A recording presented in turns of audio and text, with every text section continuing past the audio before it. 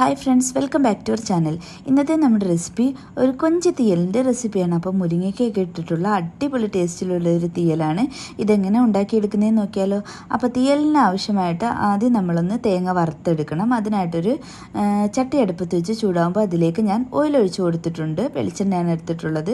പിന്നെ ഇതിലേക്ക് ഒരു അരമുറി തേങ്ങ ചിരകിയതും ഒരു 4 ചെറിയുള്ളി ഇതുപോലെ ചെറുതായിട്ട് കട്ട് ചെയ്തതും പിന്നെ ഒരു 1/4 ടീസ്പൂൺ അളവിൽ ഉലുവയും പിന്നെ കുറച്ച് കറിവേപ്പില എടുത്തിട്ടുണ്ട്. എന്നിട്ട് ഇതൊന്ന് നന്നായിട്ട് നമുക്ക് വറുത്തെടുക്കാം. ഒരു ബ്രൗൺ ഷെയ്ഡ് ആവുന്നവരെ ഒന്ന് വറുത്തെടുക്കാം. അപ്പോൾ നമ്മൾ കൈവിടാതെ ഇളക്കി ഇതുപോലെ ഒന്ന് വറുത്തെടുക്കണം.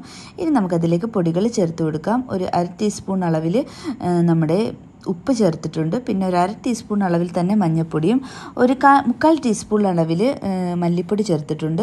1 ടീസ്പൂൺ അളവിൽ തന്നെ മുളക് പൊടി എടുത്തിട്ടുണ്ട്. ഇനി നമുക്കിതെല്ലാം കൂടി ഒരുമിച്ചൊന്ന് മിക്സ് ചെയ്ത് ഈ പൊടികളുടെയൊക്കെ ഒന്ന് പച്ചമണം ഒന്ന് മാറ്റിയെടുക്കാം. അപ്പോൾ നമ്മൾ കരിഞ്ഞു പോകാതെ ശ്രദ്ധിക്കണം. തേങ്ങ കൊണ്ട് പെട്ടെന്ന് കരിഞ്ഞു പോകാനുള്ള ചാൻസ് ഉണ്ട്. ഇപ്പോൾ ഈ പൊടികളുടെ പച്ചമണം ഒക്കെ ഒന്ന് മാറി വന്നിട്ടുണ്ട്. ഇനി നമുക്കിതൊന്ന് അരിയതിന് ശേഷം ഒരു മിക്സിയുടെ ജാറിലോട്ടൊന്ന് ഇട്ട് കൊടുക്കാം. എന്നിട്ട് നല്ല പേസ്റ്റായിട്ട് അരച്ചെടുക്കണം. നല്ല പേസ്റ്റായിട്ട് കിട്ടണം. അപ്പോൾ നമുക്കൊന്ന് അരച്ച് മാറ്റാം.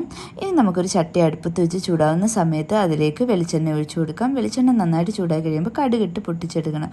കടുക് പൊട്ടി കഴിയുമ്പോഴത്തേക്കും നമുക്ക് കുറച്ച് കറിവേപ്പിലയും കൂടി ഇട്ടൊന്ന് പൊട്ടിച്ചെടുക്കാം. എന്നിട്ട് നമുക്കിതിലേക്ക് ചെറിയ ഉള്ളിയാണ് എടുത്തിട്ടുള്ളത്. ഒരു 10-20 ചെറിയ ഉള്ളി എടുത്തിട്ടുണ്ട്. ചെറിയ കുഞ്ഞുള്ളികളാണ്. വലുതാണെങ്കിൽ നമുക്കിതുപോലെ ഒന്ന് ചെറുതായിട്ട് കട്ട് ചെയ്ത് ഇട്ട് കൊടുക്കാം. എന്നിട്ട് നമുക്കിതൊന്ന് ചെറുതായിട്ട് വഴറ്റിയെടുക്കാം.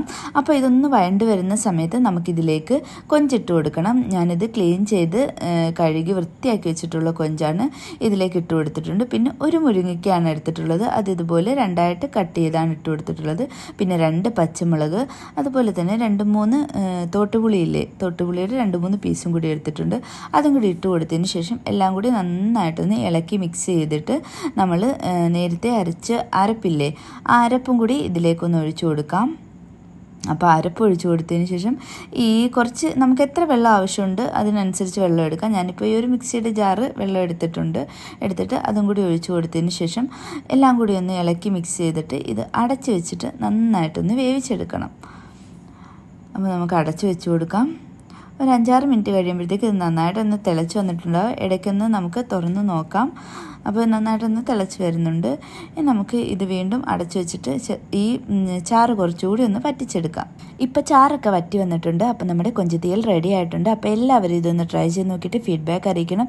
അതുപോലെ തന്നെ എൻ്റെ ചാനൽ ഇതുവരെ സബ്സ്ക്രൈബ് ചെയ്തിട്ടില്ലെങ്കിൽ ഒന്ന് സബ്സ്ക്രൈബ് ചെയ്യണേ. ബെല്ലൈക്കണും കൂടി ഒന്ന് പ്രസ് ചെയ്തേക്കണേ. അപ്പോൾ വേറൊരു വീഡിയോ ആയിട്ട് വീണ്ടും കാണാം.